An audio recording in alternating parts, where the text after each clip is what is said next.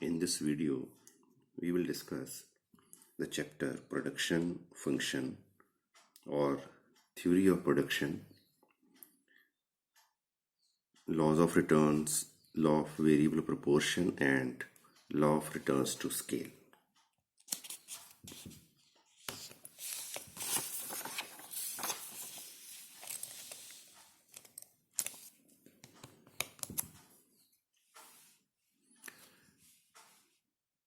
First is the production function. What is production function? According to A. Kotsouinos, was a Greek-born British microeconomist. Her book, Modern Microeconomics, first appeared in 1975, is still very popular among students. According to Kotsouinos, the production function is purely a technical relation which connects factor inputs and output. Inputs and output के बीच में जो भी technical relation होता है, कितनी inputs लगाएं तो कितना आउटपुट होगा, this is the relationship that is known as production function. In other words, output is the function of inputs, or you can say output is the function of inputs. And we know there are four factors of production, or there are four inputs: land, labor, capital, and entrepreneur. Land we have denoted by N, labor is denoted by L, capital is denoted by K, and entrepreneur is denoted by T.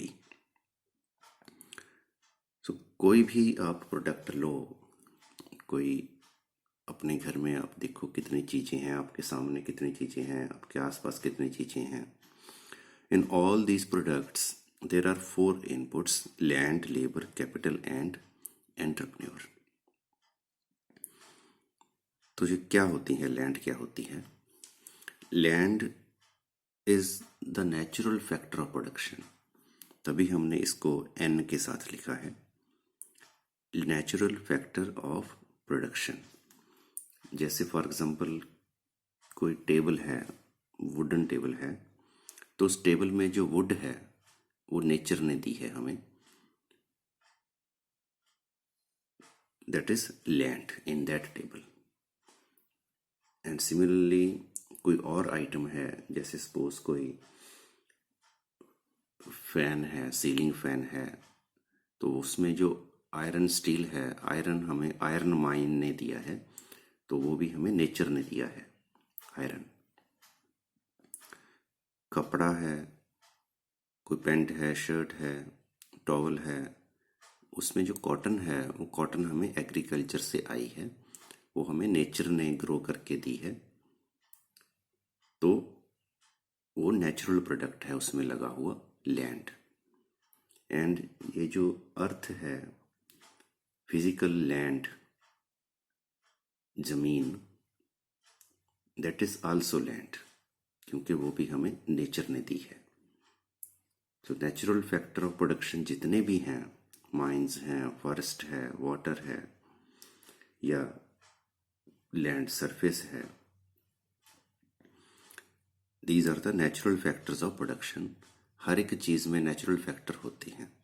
अब जैसे ये book है, paper है, इसमें भी natural factor of production लगा हुआ है, that is known as land. Production chapter में इनके जो मीनिंग हैं वो बहुत ही बिग हैं, कॉम्प्रिहेंसिव हैं, विशाल हैं, बहुत ज़्यादा कुछ इसमें इंक्लूड है. जैसे लैंड में हम जनरल लैंग्वेज में, जनरल बातचीत में हम लैंड बोलते हैं ज़मीन को, अर्थ के सरफेस को, लैंड को. But in economics, in production theory, land is all the natural factors of production, not only physical land. जो भी नेचर ने हमें चीज़ें दी प्रोडक्शन करने के लिए, that is known as land. And labour is L, In common language, we denote labor to daily workers और wage earners, जिनको वेज मिलती है उसको हम बोलते हैं लेबर, और these are also known as blue collar workers. तो हमने क्लासिफाई किया हुआ है लेबर को फर्दर कॉमन लैंग्वेज में, रियल लाइफ में, जैसे मैनेजर है, इंजीनियर है, डॉक्टर है, लॉयर है, प्रोफेसर है, गार्डनर है, टीचर है। तो हम इनको सभी को लेबर नहीं कहते, जनरल लेबर हम कहते हैं वेज अर्नर को। But here in economics, in production theory, labour includes all the human beings, चाहे वो कोई भी हो, जो भी प्रोडक्शन में लगा हुआ है। अब आप एक फर्म में सोचो, एक फैक्ट्री में सोचो, गेट कीपर है, लेबर करने वाले वर्कर हैं, उनसे काम करवाने वाले मैनेजर हैं, इंजीनियर्स हैं, उस सभी को हमने लेबर कहा है प्रोडक्शन थ्योरी में। जो भी ह्यूमन बीइंग्स काम में लगे हुए हैं, प्रोडक्शन प्रोसेस में लगे हुए हैं, all are considered as labour in this wider term labour. सिर्फ एक व्यक्ति को हमने यहाँ पे छोड़ा है, दैट इज द एंटरप्रेन्योर। तो एंटरप्रेन्योर के बिना जो भी लोग काम पे लगे हुए हैं वो सभी हैं लेबर।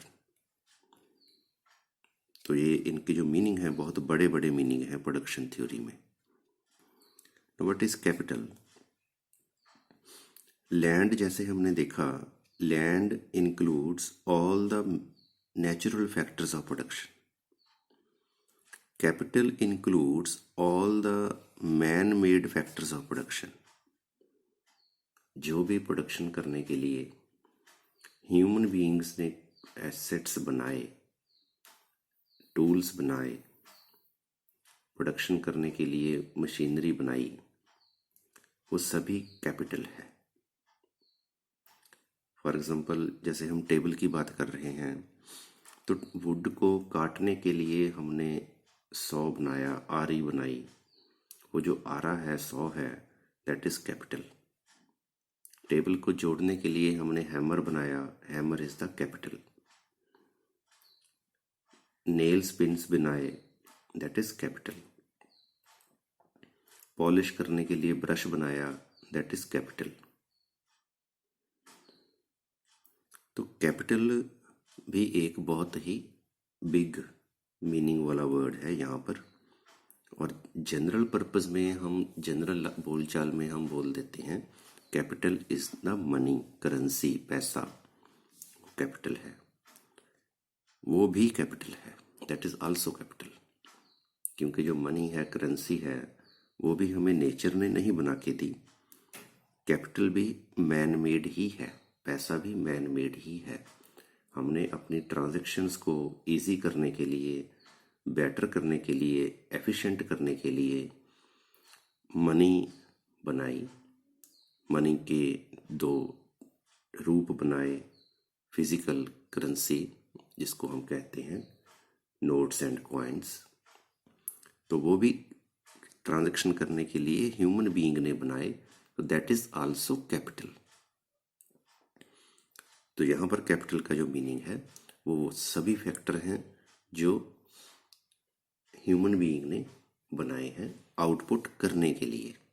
जैसे एग्रीकल्चर है, एग्रीकल्चर में जैसे प्लो है, या कही है, खुरपा है, और ट्रैक्टर है, कंबाइन है, ये सभी कैपिटल है।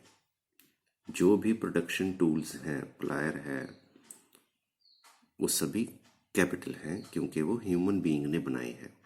तो all the man made factors of production are known as capital. Capital in economics is denoted by K, not C.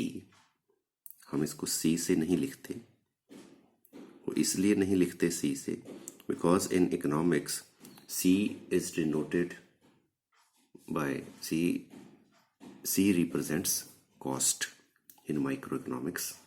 In macroeconomics, C represents consumption.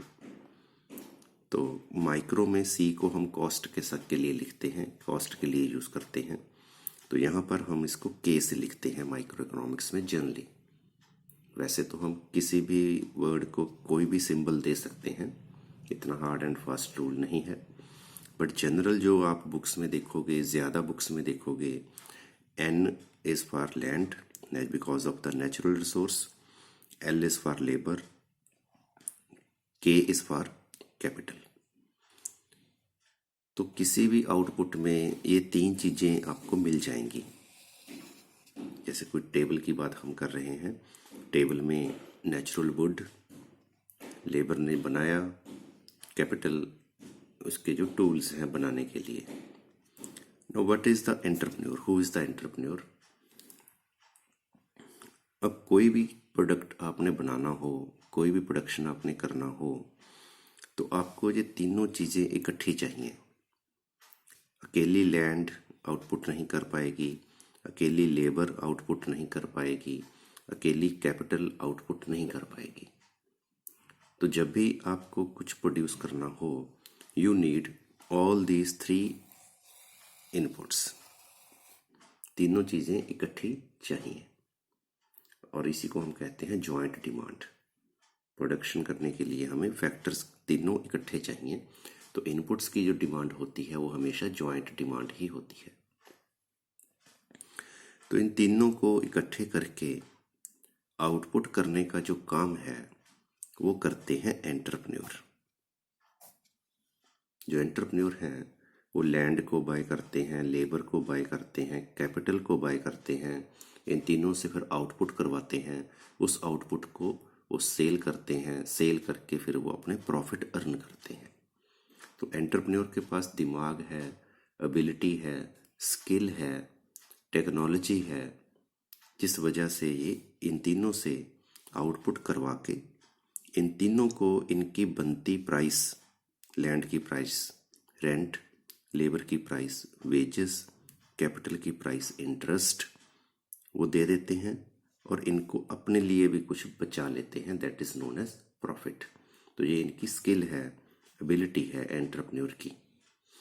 तो इनके पास टेक्नोलॉजी है, तभी हम एंटरप्रेन्योर को टी के साथ डिनोट करते हैं। These are the 4 factors of production. तो हर एक चीज़ में, हर एक प्रोडक्ट में आप इन 4 फैक्टर्स को देख सकते हो। आपके घर में बर्तन है, ग्लास है जैसे, तो उसमें भी ये 4 फैक्टर्स हैं। स्टील आयरन उसमें लगा हुआ है नेचुरल, लेबर ने उसको बनाया है, कैपिटल उसको बनाने के लिए जो मशीन्स हैं वो कैपिटल है, और एंटरप्रेन्योर जिसने इन तीनों से काम करवाया है वो एंटरप्रेन्योर है। So this is the production function. Q is the quantity of output, is the function of N, that is land, L, that is labor, K, that is capital, and T, that is entrepreneur.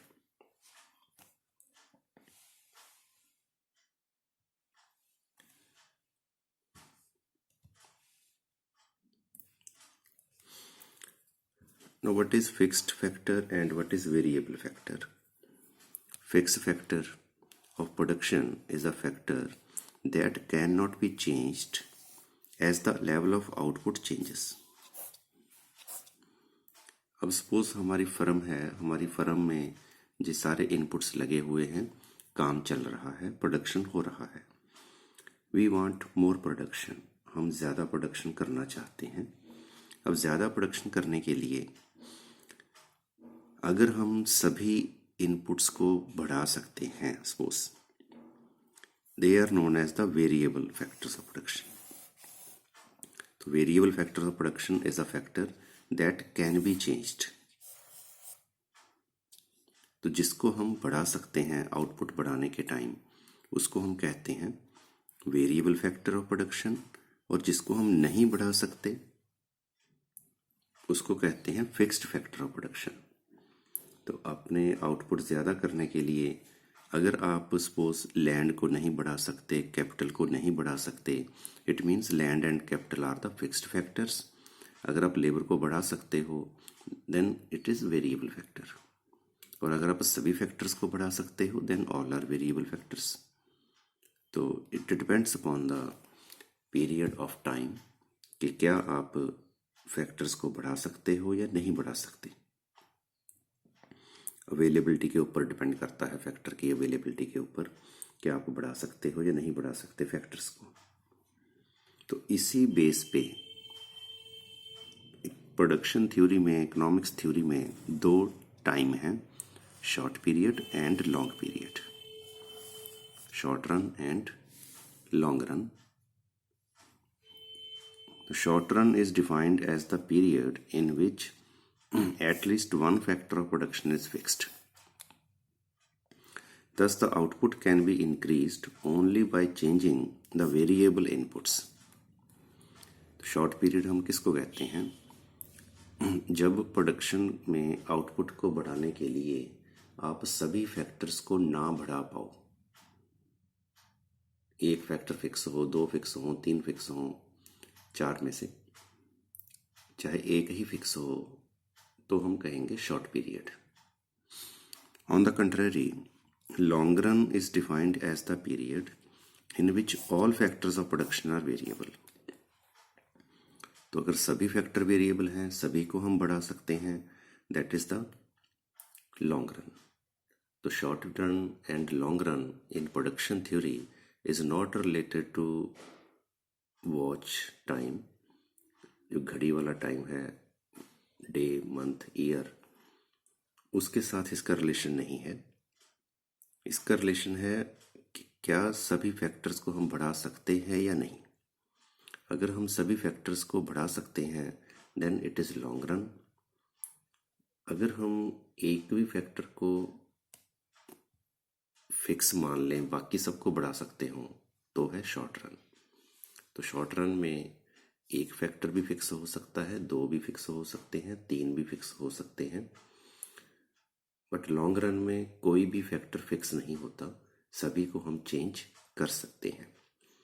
तो अगर आप सभी factors को बढ़ा सकते हो then it is known as long run. अगर आप सभी फैक्टर्स को नहीं बढ़ा सकते then it is short run. On the basis of this long run and short run, on the basis of the variability of the factors, there are two laws of production. इसके base ही production के दो loss हैं। एक को कहते हैं short run का law, एक को कहते हैं लॉन्ग रन का law. Short run law, this is law of returns to a variable factor. अब ये जो लॉज हैं प्रोडक्शन के, वैसे तो हमने देखा there are 4 factors of production, 4 factor हैं, पर प्रैक्टिकली इस चैप्टर को स्टडी करने के लिए, इस चैप्टर को डायग्रामेटिकली स्टडी करने के लिए हम इसको और ज़्यादा नैरो बना देते हैं। Suppose there are 2 factors of production, suppose land, labour और कैपिटल एंड लेबर, कुछ भी आप लगा सकते हो। ये हमने 2 ही क्यों बना लिए? बिकॉज इन डायग्राम, जब भी हम डायग्राम बनाते हैं, these are 2 dimensional diagrams, you know, 2 dimensional diagram होती है। एक साइड हम एक फैक्टर लगा लेते हैं, सपोज लेबर लगाई, दूसरी साइड सपोज हमने कैपिटल लगाई, तो लैंड की जगह हम कैपिटल भी ले सकते हैं। तो 2 डिमेंशनल डायग्राम जब बनती है तो हम 2 इनपुट ही ले पाएंगे, थर्ड इनपुट, फोर्थ इनपुट हम नहीं ले पाएंगे। इसलिए डायग्रामेटिकली प्रेजेंट करने के लिए हम ये अज्यूम कर सकते हैं, suppose there are 2 factors of production, but practically there are 4 factors of production, we should know because of the production function. But आप ये बोल लो कि हमने इन 4 को और ज़्यादा इकट्ठा कर दिया 2 में।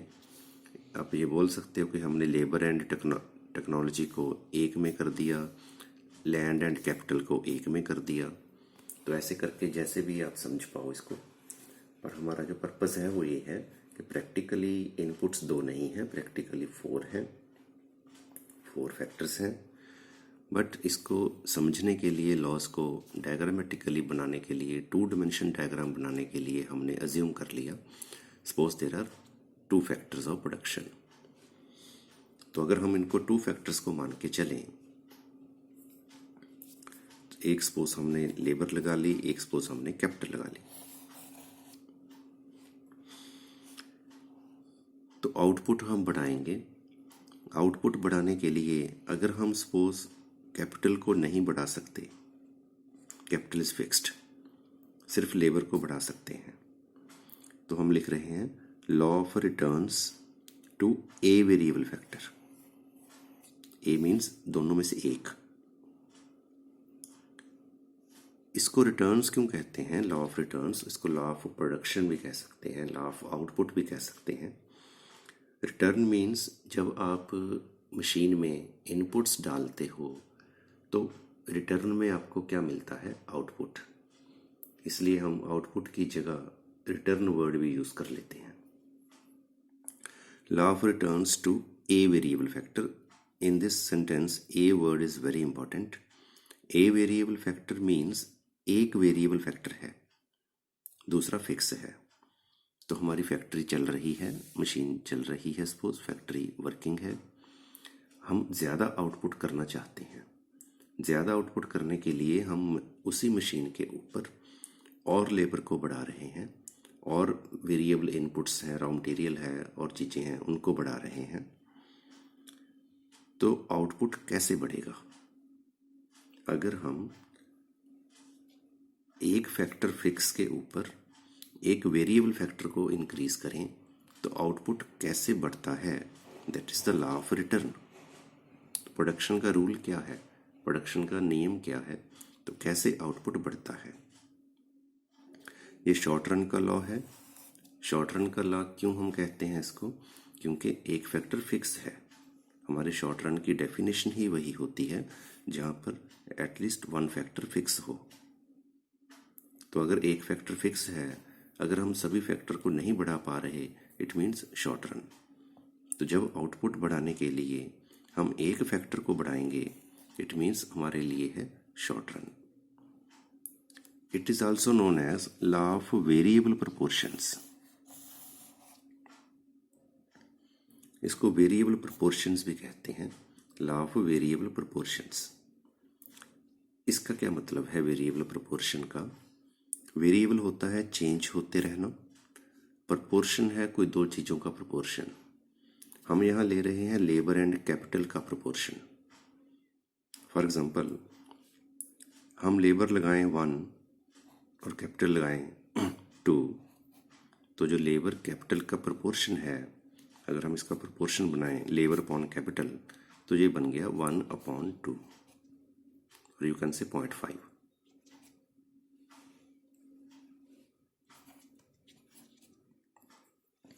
और अगर हम लेबर को बढ़ा दें, कैपिटल को ना बढ़ाएं, क्योंकि एक फैक्टर हम इंक्रीज करेंगे, दूसरा फैक्टर हम फिक्स रखेंगे, तो ये जो प्रोपोर्शन है लेबर अपॉन कैपिटल, ये चेंज हो गया, 0.5 से 1 हो गया।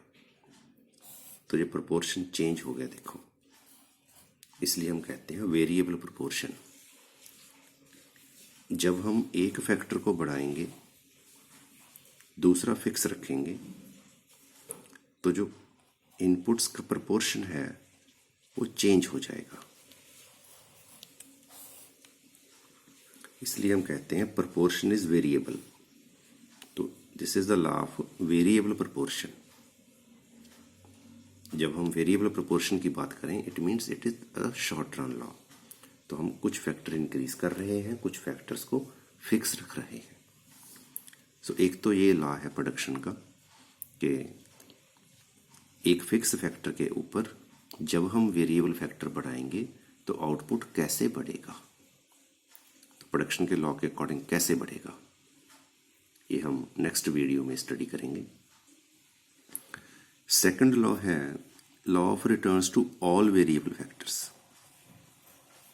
इन this sentence all is very important, क्योंकि यहां पर था ए वेरिएबल फैक्टर, एक वेरिएबल दूसरा फिक्स।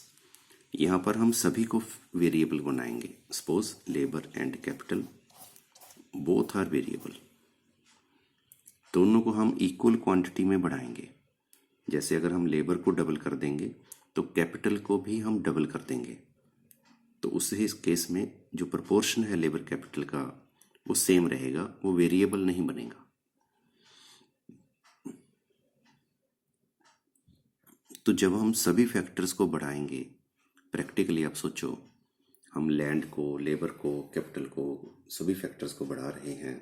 हमारी एक फर्म है, हम उसमें रॉ मटेरियल को बढ़ा रहे हैं, लेबर को बढ़ा रहे हैं, ब्रांचेस एक नई बना रहे हैं, प्रोडक्शन यूनिट एक नया बना रहे हैं, और यू कैन से हम बहुत ही बड़े स्केल पे काम कर रहे हैं। अब हमारा जो आउटपुट है बहुत ही लार्ज स्केल पे होगा, जिसको हम कहते हैं रिटर्न्स टू स्केल। क्योंकि जब हमने सभी इनपुट्स बढ़ा दिए तो इसको हम कहते हैं कि हमारा आउटपुट करने का स्केल चेंज हो गया। जैसे हम आम बातचीत में बात करते हैं कि नहीं यार, उनका काम तो बहुत बड़े स्केल पर है। बहुत बड़े स्केल पर मीन्स बहुत बड़ा प्रोडक्शन करते हैं, वो ज़्यादा प्रोडक्शन करते हैं। इट मीन्स जब हम सभी इनपुट्स को बढ़ाएंगे तो हमारी फैक्ट्री का साइज नेचुरली ग्रो होगा, हमारी प्रोडक्शन कैपेसिटी बहुत ज़्यादा बढ़ जाएगी, तो हमारा प्रोडक्शन करने का स्केल ही चेंज हो जाएगा, पहले से बड़ा हो जाएगा स्केल आउटपुट करने का। इसलिए हम कहते हैं रिटर्न्स टू स्केल।